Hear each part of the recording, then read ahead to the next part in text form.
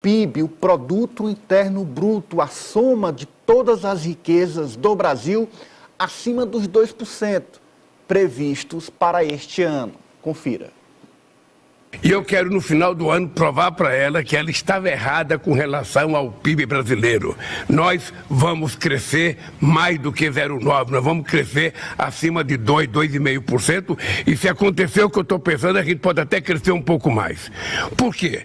Porque a primeira coisa que nós fizemos foi retomar todas as políticas sociais que estavam funcionando corretamente, ou seja, políticas sociais que vão irrigando o dinheiro, sabe, na base desse país. Tá aí, Osmando, falta agora a queda dos juros.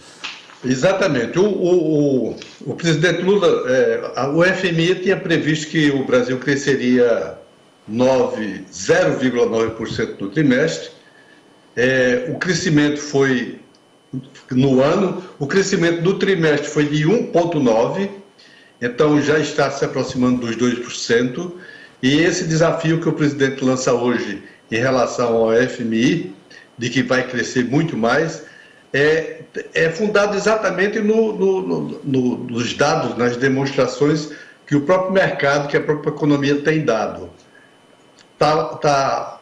Começa alguns setores a se reaquecer, o desemprego começa a baixar, os juros, a inflação está totalmente controlada, o dólar cada dia se valoriza mais diante já está em 4,80. A Bolsa de Valores atinge um dos maiores patamares da história, já chegando aos 120 mil pontos. Há um esforço do governo para alguns programas, como o Desenrola, que é exatamente esse que atinge a maior preocupação hoje do momento, que é o endividamento da população brasileira, que chegou a 77,9% em dezembro do ano passado, e que nesses 3 primeiros meses do ano já caiu um pouco, já está em 72%. Mesmo assim, é altíssima para uma economia que precisa de se respirar, desenvolver, gerar emprego, gerar produção. Então,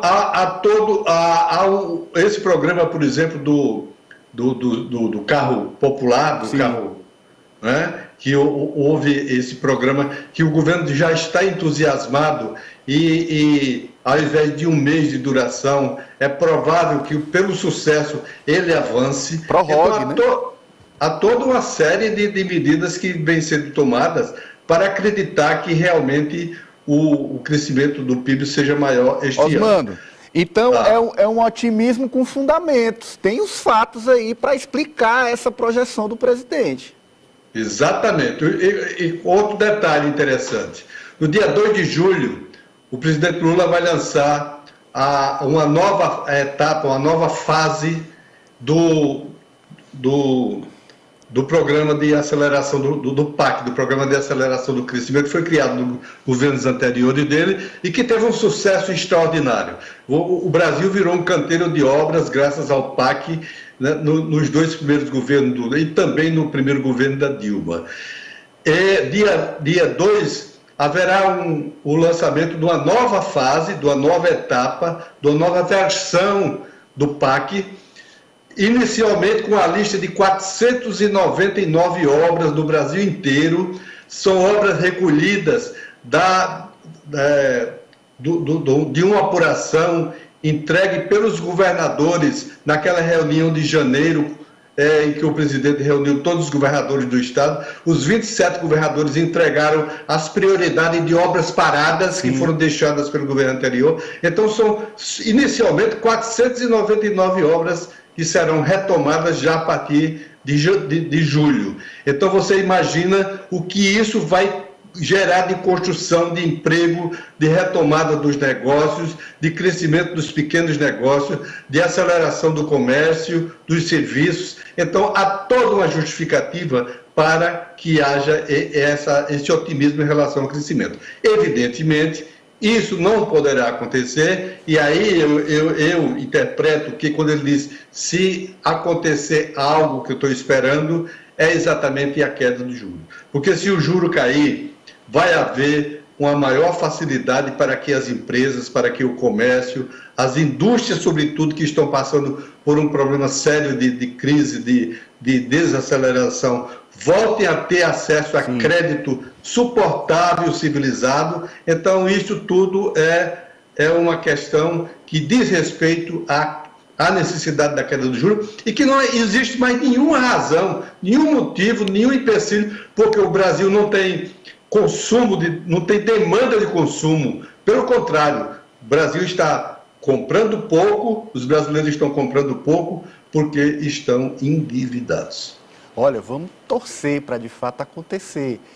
E que como, eu ia dizer pediu, mas como, porque na verdade a Luísa Trajano, ela emparedou o Campos Neto e disse, olha, tem que reduzir, eu lhe ligo 20 vezes por dia, eu vou lhe ligar 30, 40, e não é meio ponto não, tem que ser uma redução, de fato seja expressiva.